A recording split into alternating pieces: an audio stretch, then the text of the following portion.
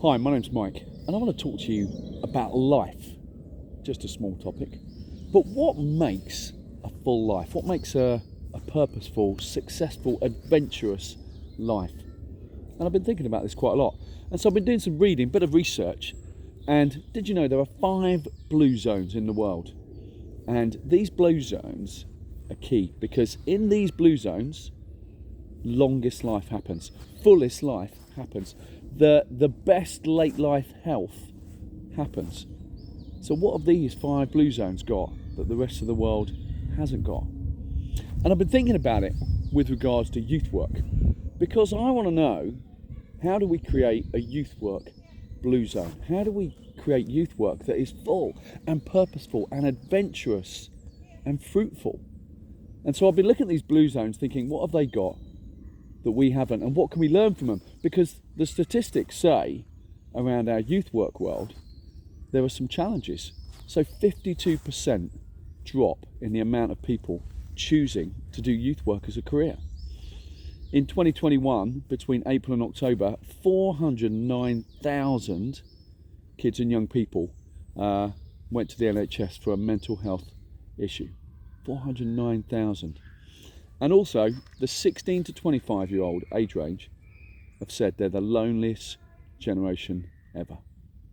And those 3 stats have been making me think, actually, what can I learn from the blue zones in the world that are all about full life and translate them into youth work and say, I want to create a youth work blue zone? Because I've been doing youth work for 2/3 of my life and I love it.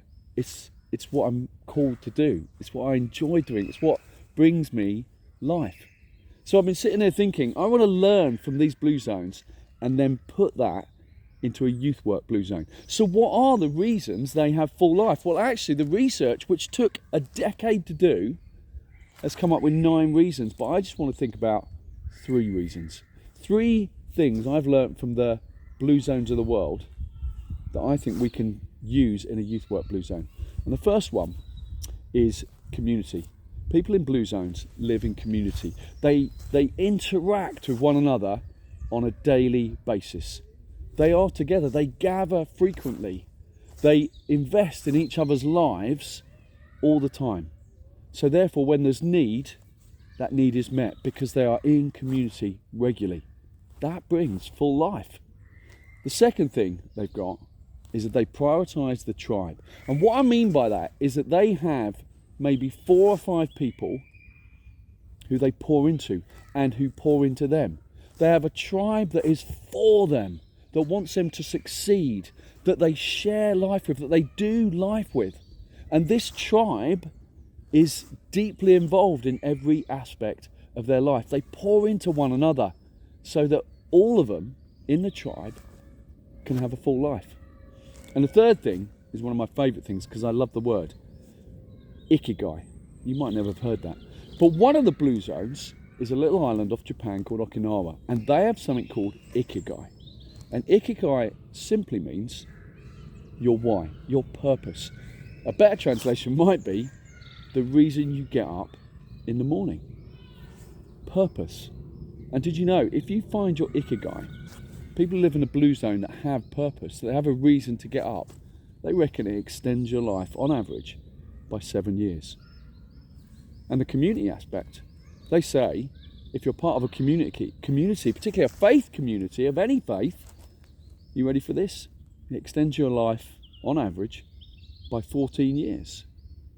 So by just taking 2 of these elements, so finding our purpose and prioritising community, on average, we can extend life by 21 years. That's mental.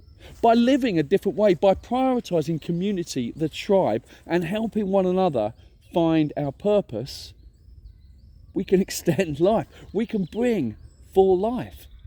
So I was sitting there thinking, we must be able to create a youth work blue zone, because by doing so, we can counteract those statistics that say there are kids struggling with anxiety. There are kids that don't know why they are here, what they are called to do. And there are kids and people that are on their own. They need a community. They need a tribe. And so this is my challenge, that I want to build a Youthwork Blue Zone, because by building a Youthwork Blue Zone, we can extend life. But more than that, we can bring full life to anyone that's part of this community, and we want to draw people into that community. But to do this, we need to live differently. We need to prioritize differently. We need to invest differently. We need to create a rhythm of life different to what we got now, because those blue zones across the world didn't happen overnight. There were a group of people who chose to live differently, to prioritize the whole community. And so actually, that's my challenge, and that's my calling for this year, that I want to create a Youthwork Blue Zone.